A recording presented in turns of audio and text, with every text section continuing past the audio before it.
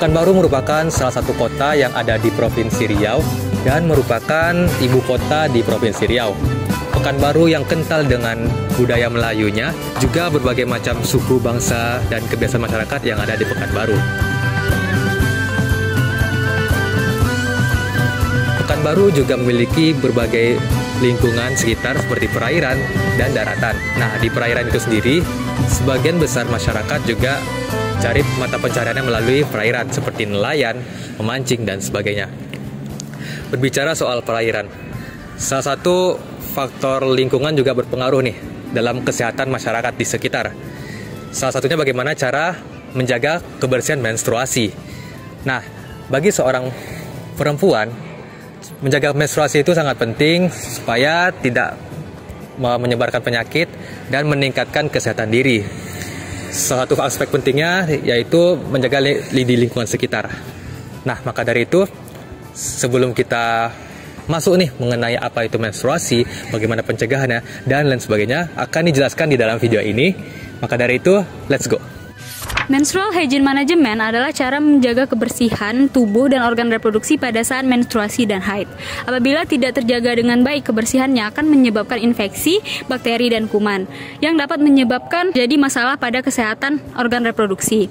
Oleh karena itu, menstrual hygiene management memiliki peran penting bagi individu, khususnya untuk mencegah masalah kesehatan organ reproduksi seperti infeksi saluran reproduksi, infeksi saluran kemih, dan iritasi pada area genitalia. Selanjutnya adalah edukasi cara pemilihan pembalut.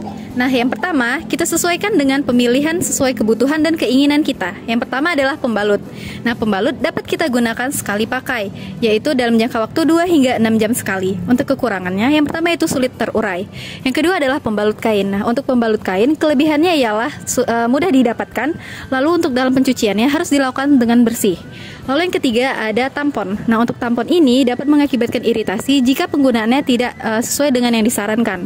Yang ketiga yaitu adalah menstrual cup. Nah, untuk menstrual cup sendiri dapat menampung cairan yaitu 13 hingga 20 ml. Nah, untuk penggunaannya harus kita adaptasi dalam penggunaannya dalam sekali pakai.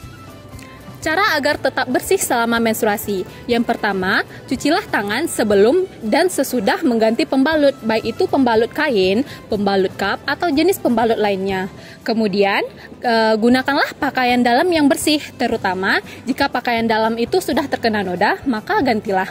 Kemudian, yang ketiga, mandilah minimal 1 hari sekali dan bersihkanlah daerah kewanitaan itu dengan air yang bersih. Bisa juga sekaligus dengan keramas. Kemudian yang keempat, jangan menggunakan waxing atau alat pencukur pada area kewanitaan. Yang kelima, gunakanlah krim antibakteri jika terdapat ruam pada area kewanitaan agar area tersebut tetap kering. Yang keenam, makanlah makanan yang tinggi zat besi dan seringlah minum air putih. Yang ketujuh, bawalah cadangan pembalut jika kamu keluar rumah. Beberapa cara atau tips yang bisa kita lakukan untuk mengurangi rasa nyeri atau rasa tidak nyaman saat menstruasi. Cara yang pertama yang bisa kita lakukan adalah dengan mengompres hangat. Nah, kompres hangat kita lakukan pada perut di bagian bawah. Cara kita mengompres perut pada bagian bawah dengan menggunakan air hangat, bisa menggunakan handuk atau kain kecil yang bersih. Kemudian cara yang kedua adalah bisa melakukan aktivitas ringan atau olahraga ringan seperti jalan-jalan atau melakukan yoga.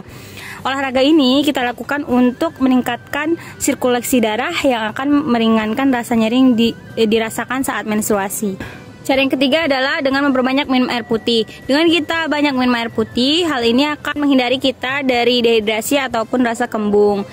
Dengan kita menghindari rasa kembung, hal ini juga akan meringankan parahan pada nyeri menstruasi. Kemudian yang keempat ada makanan yang kaya omega 3, seperti contohnya ikan salmon, kemudian ada sarden dan juga makarel dan lain sebagainya. Dan yang kelima dan yang terakhir itu adalah makanan atau sayuran buah yang kaya serat, seperti contohnya bayam, alpukat, dan juga apel dan lain sebagainya. Disesuaikan dengan kondisi tubuh atau selera Anda. Nah, kemudian makanan atau minuman yang tidak dianjurkan saat menstruasi itu ada makanan yang tinggi gula, makanan yang tinggi garam, kafein, contohnya seperti kopi, teh dalam dosis yang tinggi, minuman-minuman yang mengandung soda atau berkarbonasi.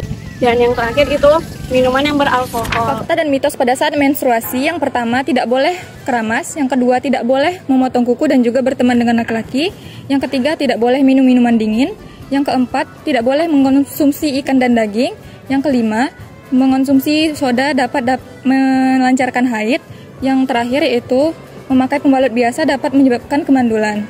Nah, benarkah anggapan dan larangan tersebut? Anggapan dan larangan tersebut merupakan tidak benar ataupun mitos, karena pada faktanya memotong kuku dan juga keramas pada saat haid dapat meningkatkan kebersihan tubuh kita selama menstruasi dan mencegah kita dari bau dan juga bakteri. Kemudian faktanya mengonsumsi ikan dan daging pada saat menstruasi bermanfaat bagi tubuh kita karena mengandung protein dan juga zat besi yang dapat menggantikan sel-sel darah merah yang hilang selama kita menstruasi. Aduh, perut aku sakit. Ih, kenapa, Dip? Aku lagi haid, tapi udah lebih 10 hari nih haidnya nggak ada berhenti-berhenti. Itu kenapa ya? Sakit banget ya? Itu normal nggak sih? Itu normal nggak ya? Hal yang harus dilakukan apabila Anda mengalami gangguan menstruasi atau haid. Yang pertama, makan makanan yang sehat dan bergizi dengan porsi yang cukup. Yang kedua, olahraga secara teratur. Yang ketiga, kelola stres dengan baik dan tidur yang cukup.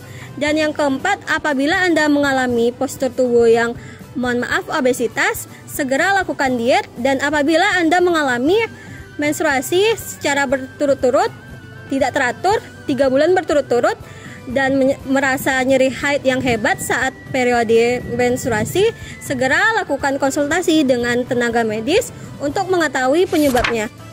Cara membuang sampah pembalut dengan benar. Yang pertama, siapkan plastik atau tempat sampah khusus pembalut. Yang kedua, lipat dan juga bungkus pembalut yang sudah dibersihkan. Yang ketiga, masukkan sampah pembalut ke dalam tempat sampah khusus pembalut. Dan yang terakhir, dan yang keempat, itu adalah dilarang membuang sampah pembalut ke dalam kloset dan juga sungai. Video ini membahas berbagai aspek penting mengenai pengelolaan menstruasi pada remaja perempuan. Dengan memahami dan menerapkan informasi ini, diharapkan dapat meningkatkan kesehatan, kenyamanan selama menstruasi, dan menambah pengetahuan mengenai menstruasi. Terima kasih telah mengikuti video kami. Dadah!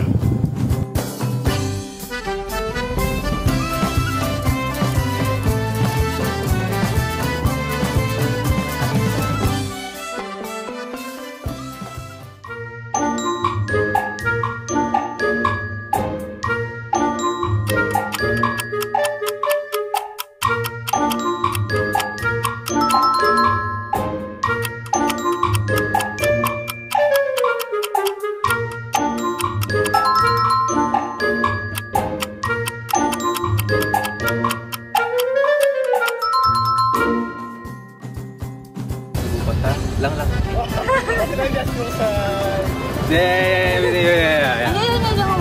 Kekurangan ya, pembalut ini sudah terurai. Itu berapa? Dari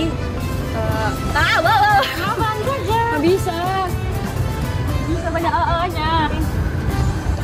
Dengan apa, Nur? Jangan kemana-mana. Konsumsi. Aduh, bukan apa-apa.